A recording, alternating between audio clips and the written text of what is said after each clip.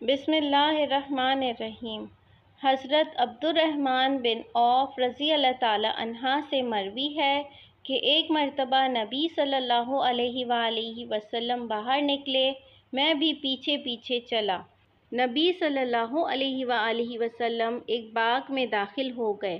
وہاں آپ صلی اللہ علیہ وآلہ وسلم نے نماز شروع کر دی اور اتنا طویل سجدہ کیا کہ مجھے اندیشہ ہونے لگا کہ کہیں آپ کی روح تو قبض نہیں ہو گئی۔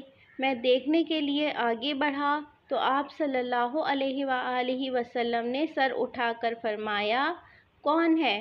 میں نے عرض کیا، عبد الرحمن ہوں۔ نبی صلی اللہ علیہ وآلہ وسلم نے فرمایا، عبد الرحمن کیا ہوا؟ میں نے اپنا اندیشہ ذکر کر دیا۔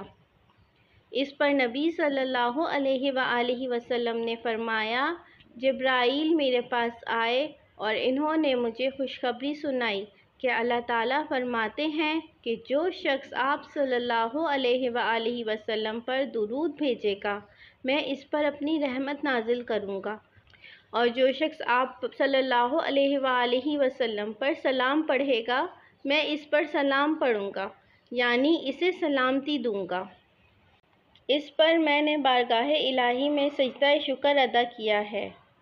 حضرت ابو ہریرہ رضی اللہ تعالی عنہ سے روایت ہے کہ میں نے رسول اللہ صلی اللہ علیہ وآلہ وسلم کو فرماتے ہوئے سنا، اللہ تعالیٰ نے ایسے شخص کو جو اس کی راہ میں نکلتا ہے، یعنی جہاد کے لیے، اور اس کا یہ نکلنا صرف اللہ پر اپنے ایمان کے تقاضے اور اس کی راہ میں جہاد کے جذبے سے ہے، تو اللہ نے ایسے شخص کی ضمانت اپنے ذمے لے لی ہے کہ میں اسے جنت میں داخل کروں گا، چاہے وہ قتل ہو کر مرا ہو یا اپنی طبعی موت پائی ہو، یا میں اسے اس اجر و ثواب اور مال غنیمت کے ساتھ جو اسے ملا ہو اور جو بھی ملا ہو اس کے اپنے اس گھر پر واپس پہنچا دوں گا جہاں سے وہ جہاد کے لیے نکلا تھا۔